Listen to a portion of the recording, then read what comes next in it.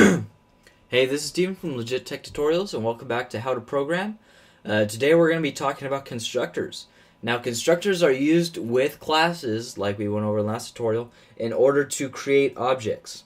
Now, in order to have constructors, you need an object-oriented programming language. Okay, anyways, that will be in another tutorial, which we would have already done, or we are going to do objects. So, now, basically, for example, let's say that you have a class and we're going to call it cook. And then, you have your brackets here. You don't have to worry about this here. And then you're going to have a constructor that has the exact same name as cook. And then you're going to pass in the parameters. And this is the beginning of your data structure here, in the beginning of your class. So now here, cook, you're going to say, okay, what do I want to be inside this object cook? I want it to be like, we're going to have a string. We're going to have the type of food. So we're going to say like mfood. We want the time, cook time, int cook time.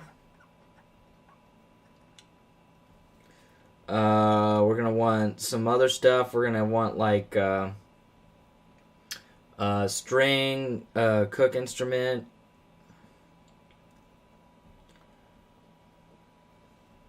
string cook instrument, etc., etc., etc. Now here we have the beginning of our cooking instruction of our cooking constructor. Now this is going to create our class cook, and of course, as you know, we're going to have an instance variable for every one of these. So here we're going to have string food. And then I'm just going to put them all in one line. String food, cooking instrument,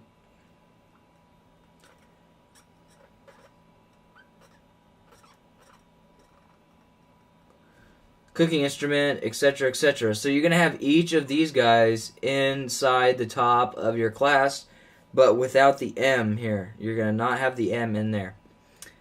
So then all you have to do inside of your constructor is set those. So we're going to set the food. Food is equal to mfood. And bam, you're already good to go. And you're going to do that for each of those. So you have the next one there, and the next one there, and the next one there. Now you could create, the point of objects that you will learn is that it's to create multiple of one thing. So you could have car, for example, a car that has just one setup like this, and put multiple and create multiple versions of itself. But this is basically how constructor goes. So you usually want it at the top of your program, right below all of your instance variables.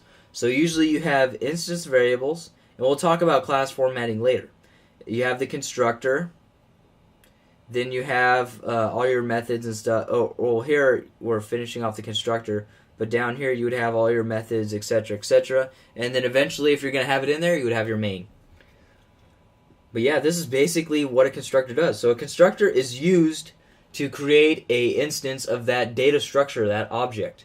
And we will go over in the next tutorial what an object is that this is constructing and what the point of that is.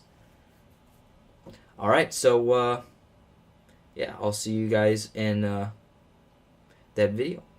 Alright, if you like this video, please subscribe for more videos like it in this series and other series as well. If you have any questions, email me.